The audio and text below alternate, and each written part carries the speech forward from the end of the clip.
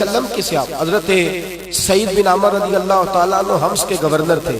حضرت عمر فاروق رضی اللہ تعالیٰ عنہ نے وہاں کے وزیر خزانہ کو لکھا، خط لکھا، جو وزیر خزانہ کہا جناب حمص کے فقیروں کے نام لکھ کے بھیجو، غریبوں کے نام لکھ کے بھیجو، جو غریب لوگ ہیں میں نے مال کچھ آیا ہے تو میں نے ان کے نام دینا ہے.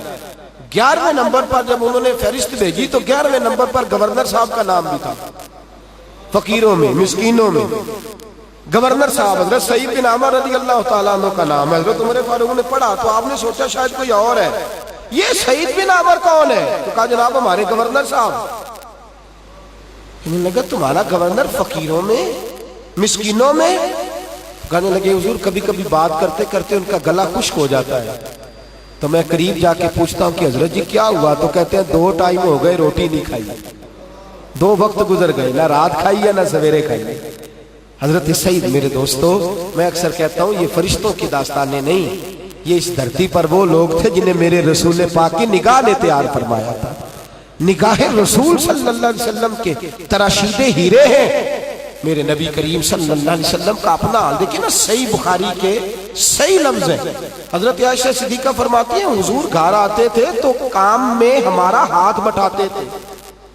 صحیح بخاری کے اندر یہ جملے موجود ہیں کہ نبی پاک اپنے گھر میں جھاڑو دیتے تھے. صحیح بخاری میں یہ لفظ موجود ہے کہ حضور اپنے گھر کا آٹا گوندھ لیتے تھے، اپنے کپڑے دھو لیتے تھے. رسول پاک صلی اللہ علیہ وسلم اپنا جوتا، بولیے نا، اپنا جوتا، اب میں وزیر اعظم سے کیا شکوہ کروں، وزیر سے کیا شکوہ کروں، ایم پی ایم این اے سے کیا شکوہ کروں؟ ہمارے گھر میں تو روز دنگا ہے، روز فساد ہے. میں گھر میں آیا ہوں تمہیں پتہ نہیں میں منسٹر صاحب ہوں اور میرے کپڑے تیار شدہ مجھے کیوں نہیں ملے؟ کوئی عام آدمی، بالکل میرے جیسا عام آدمی، سب سے چھوٹے درجے کا، وہ بھی اپنے گھر میں جھاڑو دینا پسند. وہ کہتے ہیں کم از کم اس گھر کے اوپر تو میں ہیڈ ماسٹر لگا ہی ہوا ہوں نا، یہاں تو میرا پروٹوکول ہونا چاہیے نا. اس پروٹوکول کے چکر میں ایک بابا جی مجھے کہنے لگے بچے پوچھتے نہیں، تو میں نے کہا اچھا کرتے ہیں، آپ کو کیا مصیبت بڑی ہے کہ آپ کو پوچھیں؟ چھوڑیں، آپ عبادت میں وقت گزاریں، درود پاک میں وقت گزاریں، ان سے کہیں ٹھیک ہے تم نہیں پوچھتے تو کرو اور کھاؤ موج کرو، آپ کو کیا حاجت ہے کہ میرے پاس چابیاں ہوں، کنجیاں ہوں؟ چھوڑ دیں ان کاموں کو. اللہ تبارک و تعالیٰ جس کو عبادت کے لیے فارغ کرتا ہے اس پر تو اللہ انعام فرماتا ہے، وہ تو خدا کی رحمت ہوتی ہے. فقیری کریں، درویشی کریں. میرے نبی پاک صلی اللہ علیہ وسلم کو جب بڑا عہدہ ملتا تھا تو درویشی زیادہ کرتے تھے، زیادہ درویشی ہوتی. فتح مکہ ہوئی، ذرا بڑی قابل پیچھے پورے پس منظر میں بات کو سمجھیے گا. فتح مکہ کے موقع پر جب حضور آئے تو سامنے وہ والے لوگ تھے جنہوں نے ستایا تھا، تکلیف دی تھی، نکالا تھا، پریشان کیا تھا. کافر کے سامنے ویسے بھی دبدبہ دکھانا ہے نہیں اسلام ہے. خود حضور نے فرمایا رمل کرو، ان کو دکھاؤ. اب وہاں دکھایا جا سکتا تھا، بتایا جا سکتا تھا. میرے نبی کریم صلی اللہ علیہ وسلم اپنی گردن مبارک کو اونچا کر سکتے تھے، بڑے جملے بول سکتے تھے، سب کچھ ہو سکتا تھا. لیکن صحابہ فرماتے ہیں جب مدینے کے چاند فاتح بن کر مکے میں داخل ہوئے تو 10,000 کا لشکر، اور حضور نے فرمایا چھوٹی چھوٹی گلیوں سے گزرنا. ابھی کچھ سال پہلے جب حضور گئے تھے تو 3 آدمی ساتھ تھے، واپس آیا تو 10,000 کا لشکر ساتھ لے کے آیا. چھوٹی چھوٹی گلیوں سے ایک ایک آدمی گزرتا تو گھنٹوں لگ گئے لشکر کو گزرنے. تو ابو سفیان حضرت عباس رضی اللہ تعالیٰ عنہ سے کہنے لگے دیکھا تیرے بھتیجے کی کتنی شان ہے، تیرے یتیم بھتیجے کی. فرمانے لگے تو ابھی بھی نہیں سمجھا، یہ میرے یتیم بھتیجے کی شان نہیں، یہ اللہ کے محبوب کی شان ہے صلی اللہ علیہ وسلم. حضرت عباس کہتے ہیں حضور جب گزر رہے تھے تو کالے رنگ کا امامہ باندھا تھا، لیکن امام حسن اور حسین بھی گھوڑے پہ ساتھ تھے، اور حضور کے غلام زادے، غلام کے بیٹے اسامہ بن زید بھی ساتھ تھے. میرے نبی نے اپنے شہزادوں کو پشت پہ بٹھایا ہے گھوڑے کے پیچھے، اور غلام کے بیٹے کو اپنی گود میں بٹھایا ہوا ہے. اور انداز یہ ہے گزرنے کا، سلام اس پر کہ جس نے بے کسوں کی دستگیری کی، اور سلام اس پر کہ جس نے بادشاہی میں فقیری کی. انداز یہ ہے کہ صحابہ کہتے ہیں یوں گردن جھکائی ہوئی ہے کہ گھوڑے کی یا اونٹ کی گردن کے ساتھ حضور کی گردن، حضور یوں جھکے ہوئے داخل ہوئے. میرے دوست جس ٹہنی پر پھل زیادہ ہوتا ہے وہ جھکی ہوتی ہے، اور جس کے پاس کچھ نہیں ہوتا وہ اکڑی ہوتی ہے. حضرت سرکار مفتی اعظم ہند اعلیٰ حضرت کے صاحبزادے فرمایا کرتے تھے آپ فرمایا کرتے تھے جس میں جان ہوتی ہے وہ جھک جاتا ہے. اللہ کرے یہ جملہ بڑا قیمتی آپ کو یاد رہ جائے. جس میں جان ہوتی ہے وہ فرماتے ہیں جو مردہ ہوتا ہے وہ اکڑ جاتا ہے. جس کو دیکھ کے نا صلح کر گیا, جھک گیا ہے, کمپرومائز کر گیا, وہ زندہ ہے. اور جس نے زندگی میں صلح نہیں کی وہ کیا ہے؟ زندگی زندہ دلی کا نام ہے. مردہ دل کیا خاک جیا کرتے ہیں؟ تو میرے دوست یاد رکھ, عاجزی انکساری میرے رسول پاک صلی اللہ علیہ وسلم کا طریقہ مبارکہ ہے. عاجزی کے ساتھ رہنا, انکساری کے ساتھ رہنا. صحابہ کہتے ہیں نبی پاک کا جلال نبوت اتنا تھا کہ قریب کوئی بیٹھ نہیں سکتا تھا, چہرہ آنکھ بھر کے دیکھ نہیں سکتا تھا. یہ اللہ نے حضور کو روب عطا فرمایا, لیکن نبی پاک کے جملوں میں کبھی روب نہیں ہوتا, لب و لہجے کے اندر کبھی روب نہیں ہوتا. ایک شخص آیا حضور کی بارگاہ میں ملک شام سے. اس نے رسول پاک صلی اللہ تعالی وسلم کے بارے میں صحابہ سے پوچھا. اس نے کہا وہ سامنے کھجور کی ٹوٹی ہوئی چٹائی پر جو بیٹھے ہیں وہ میرے رسول پاک ہی ہے. وہ کہتے ہیں میں آیا تو ایک سمت حضرت بلال حبشی بیٹھے ہیں, ایک سمت صہیب رومی بیٹھے اور نبی پاک محو گفتگو ہیں. وہ کہتا ہے میں آ کے کھڑا ہوا تو دائیں بائیں میں نے صحابہ کا منظر دیکھا کہ وہ بولتے بھی آہستہ آہستہ ہے. وہ اپنی گردنیں بھی نہیں اٹھاتے کہ محبوب کی بارگاہ میں کہیں بے ادبی نہ ہو جائے. اے پائے نظر ہوش میں آ, یہ کوئے نبی ہے, آنکھوں سے بھی چلنا یہاں بے ادبی ہے. بڑے آہستہ آہستہ بولتے دھیمے دھیمے, تو وہ شخص کانپنے لگا, ڈرنے لگا. قاضی یاد نے شفا شریف میں لکھا ہے وہ ڈرنے لگا. حضور کے سامنے آیا تو کانپنے لگا. حضور نے فرمایا کیا ہوا بھائی تجھے؟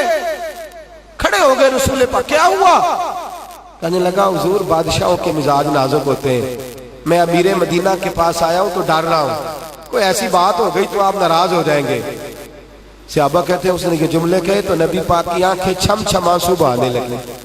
رسول پاک گھٹنوں کے بل زمین پہ بیٹھے اور رو کے فرمایا نہ بھائی نہ, تو کسی بادشاہ کے پاس نہیں آیا, تو اس بیٹے کے پاس آیا ہے جس کی ماں گوشت اور کھجور کے خشک ٹکڑے کھا کے بھی گزارا کر لیتی.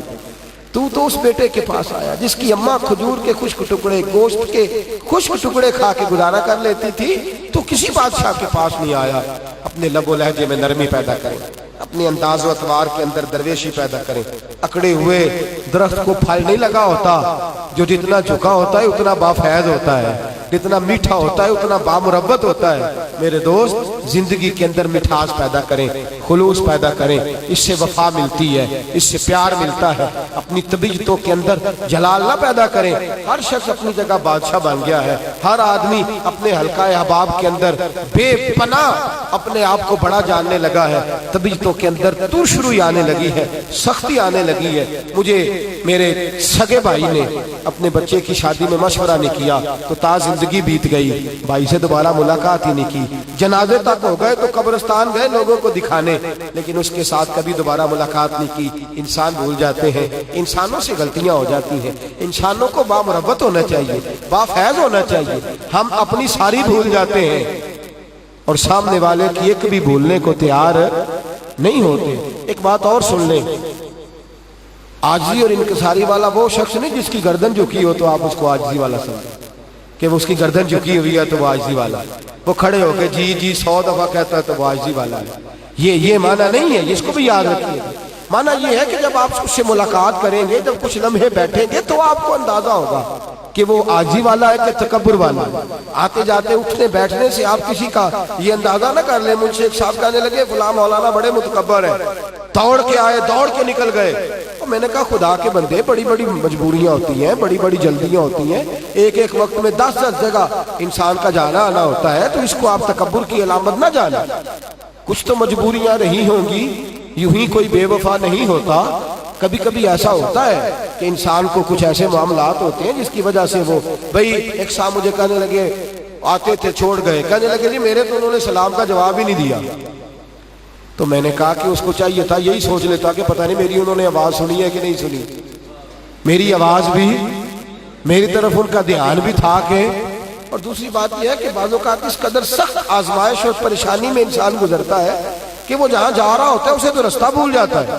آپ فوری طور پر یہ گمان نہ کر لیں کہ یہ متکبر ہے, یہ متکبر ہے. میں نے جملہ کہا اگر آپ کو یاد رہ جائے, کچھ تو مجبوریاں رہی ہوں گی, یوں ہی کوئی بے وفا نہیں ہوتا, کہیں کچھ ایسے مسائل ہوتے.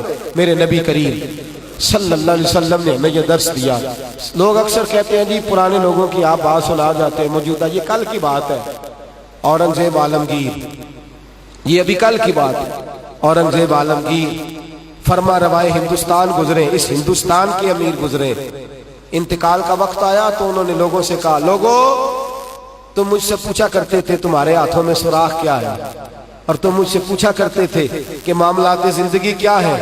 تو فرماتے میں دن بھر تمہارے کام کرتا ہوں اور رات کو پچھلے کمرے میں جا کے ٹوپیاں سیتا رہا ہوں, اور میں نے ان ٹوپیوں کی کمائی کھائی ہے. میں نے زندگی میں کبھی مال خزانہ سے پیسے نہیں لیے, اور فلاں جگہ میں نے پھر 5-10 روپے جمع کر دیے ہیں, ان کو اٹھایا جائے, اور میری وصیت ہے میرے کفن دفن کا بندوبست ان پیسوں سے کیا جائے. میں تمہاری دولتوں سے کچھ میں نے حاصل نہیں کیا. یہ ابھی کل کی بات ہے. علامہ شاہ احمد نورانی, اس پاکستان میں 36 سال سیاست کرنے والا شخص, علامہ عبدالستار نیازی اس ملک کا وفاقی وزیر رہنے والا شخص. نیازی صاحب کا وصال ہوا ہے تو 250 روپیہ ان کے اکاؤنٹ میں تھا, اور نورانی صاحب کا انتقال ہوا ہے تو انہوں نے تھوڑے سے پیسے کسی کے بطور قرضہ ابھی دینے تھے. یہ ابھی کل کی بات ہے. یہ لوگ, ان لوگوں نے ساری زندگی دریا میں گزاری ہے, لیکن کبھی اپنے کپڑوں پر نہ پانی چڑھنے دیا ہے نہ ریت چڑھنے دی ہے. یہ سمت کا تعین کرتے اور اس سمت کے ساتھ ہمیشہ سیدھے چلتے رہے. آج میرے دوستوں بادشاہی میں فقیری کرنے کو تیار کوئی نہیں, آج بلکہ فقیری میں لوگ بادشاہی کر رہے ہیں. اتنا بڑا بول دیتے ہیں, اتنا بڑا جملہ, بہت بڑی کوٹھی دکھا کے بچی کا رشتہ کر لیتے ہیں, بہت بڑا مکان دکھا